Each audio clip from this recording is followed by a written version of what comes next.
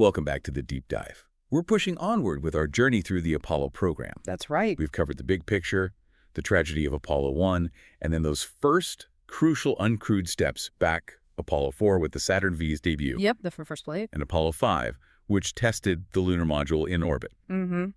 So today we're moving on to Apollo 6, another uncrewed mission, but this one feels like it was really getting down to the wire, right? Kind of a final exam. That's a perfect way to put it, yeah. We're looking at, NASA's own histories and data, and Apollo 6 comes across as absolutely pivotal. It wasn't just another test.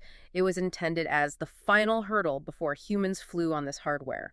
The final hurdle. Okay, let's dig into that. What was the absolute core mission for Apollo 6? What exactly were they trying to prove this time? Okay, so the official language, and it's really key here, calls it the final qualification of the Saturn V launch vehicle and Apollo spacecraft for crewed Apollo mission. Final qualification. That sounds definitive. It really does. It means this wasn't just about collecting more data, though they did plenty of that. It was about saying, okay, is this whole system, the rocket, the command module, the service module, truly ready, really ready for astronauts? Right. They needed to be absolutely sure it could handle the stresses, the environment, basically simulate a lunar mission profile as closely as possible without actually, going all the way. It connects directly back to those big Apollo goals, proving the tech, getting humans out there. And the Saturn V was central to that. Just remind everyone, the V is the Roman numeral 5. Yeah. We saw its first flight on Apollo 4. Now for Apollo 6, this was the final checkout for the moon rocket. Exactly. This was it. The Saturn V was specifically built for lunar flights. Yeah. Apollo 6 had to show it could not only launch this massive payload, but also perform the complex sequence needed to send it towards the moon. What did that involve specifically for the rocket? Well, beyond just getting off the pad, which Apollo 4 did, they needed to check the structural integrity during that really violent ascent phase, verify all 3 stages worked as expected, and crucially, simulate that big push out of Earth orbit, the translunar injection. That meant restarting the 3rd stage, the SIVB, after coasting in orbit for a while. Restarting a rocket engine in space. That still sounds like science fiction, even now. It's incredibly complex and absolutely vital for getting to the moon. So proving that restart capability was a huge objective for Apollo 6. Okay, so the rocket was under the microscope. But it wasn't just the Saturn V, right? The Apollo spacecraft itself, the CSM command and service modules, was also part of this final qualification. Yes, absolutely. Apollo 5, remember, was focused on the lunar module, the LM. Right. Apollo 6 was about the CSM, the command module where the crew would be, and the service module with the main engine and supplies. This mission needed to push that hardware. How so? What were the specific tests for the CSM? A big one was testing the service propulsion system, the SPS engine on the service module. That's the engine needed for major course corrections and critically for breaking into lunar orbit and then heading home. And then there was the re-entry. They needed to simulate coming back from the moon, which means hitting the atmosphere much, much faster than returning from Earth orbit. We're talking around 11 kilometers per second. Wow. So a key goal was to test the heat shield under those extreme conditions. They even planned a specific type of re-entry, sort of a skip glide, to really stress the system like a real lunar return would. Okay, so simulating the return trip's speed and heat, even though it wasn't actually going to the moon, that's really pushing the limits. But you mentioned earlier it wasn't exactly a smooth flight. There were hiccups. Oh, definitely.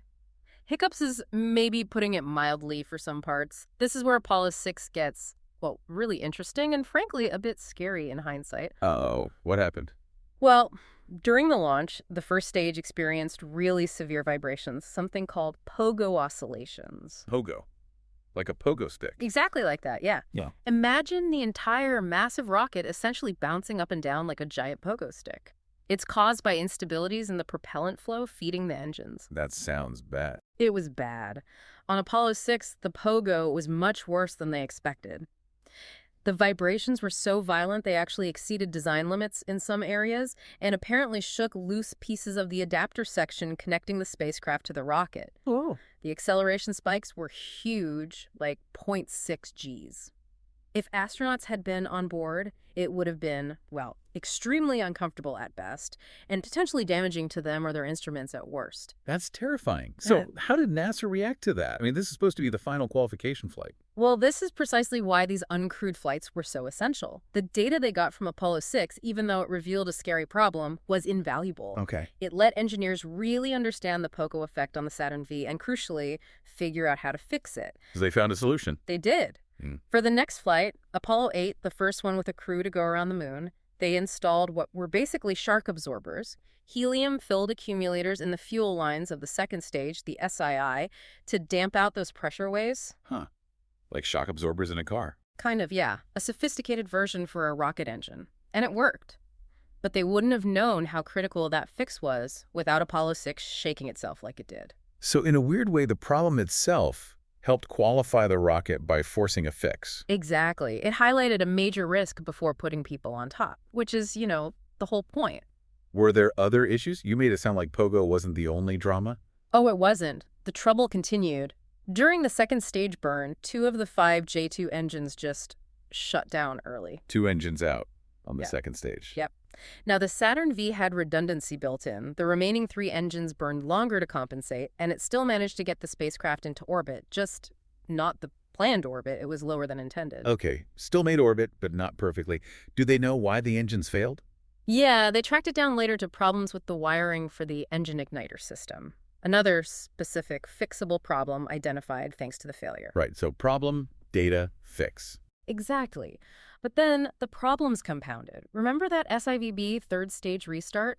The one needed to simulate pushing towards the moon. Yeah, the crucial one. It failed. It just didn't restart in orbit. Oh, wow. So no simulated translunar injection. Nope.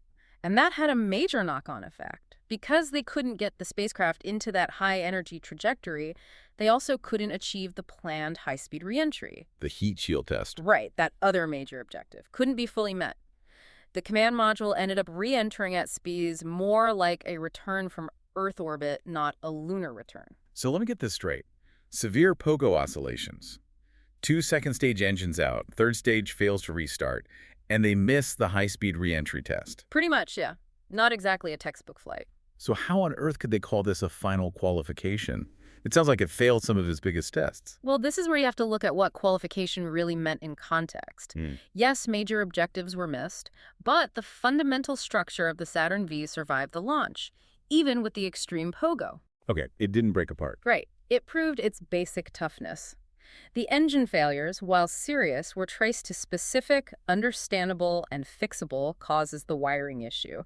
They learned why it failed. I see. And even though they didn't get the full speed reentry, they still got a lot of data on the spacecraft systems, on the heat shield at lower speeds, and on the overall performance up to that point. So it wasn't about ticking every single box perfectly. Not entirely. It was more about understanding the remaining risks, proving the fundamental design was sound even when things went wrong, and gathering enough data to be confident they could fix the known issues. They showed the architecture could handle failures, and they now knew what needed fixing before Apollo 7, the first crewed flight. Okay, that makes more sense. It wasn't a pass-fail exam in the simple sense. It was more like, did we learn enough to safely proceed? Exactly. Did the failures reveal any fundamental, unsolvable flaws? The answer seemed to be no. The flaws found were addressable. It established the technology by, ironically, showing where it wasn't quite established yet. That's a really interesting way to think about it. How did all this play out in terms of confidence? I mean, after Apollo 1, they needed successes, but this flight sounds problematic. It's a great point. The pressure was immense.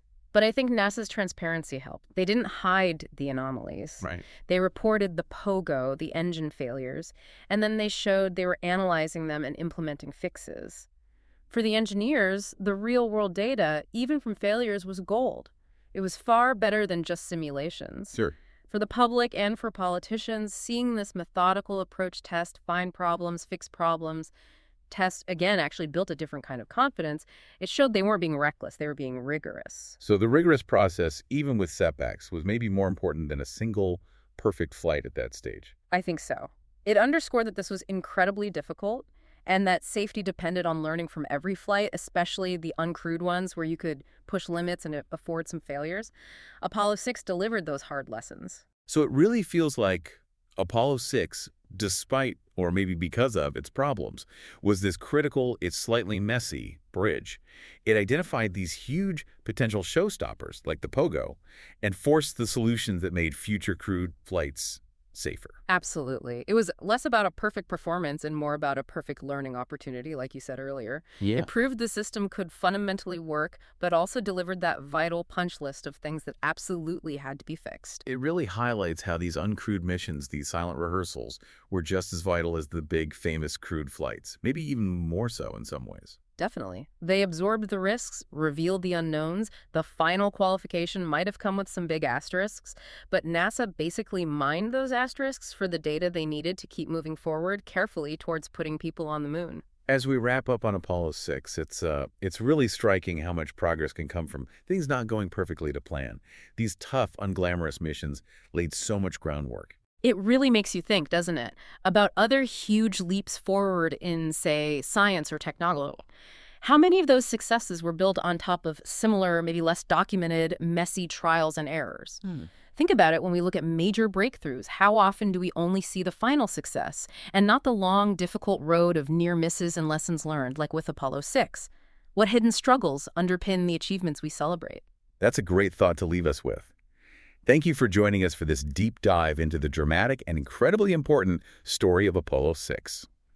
Join us next time as we continue the journey through the Apollo program, getting ever closer to those first crewed missions.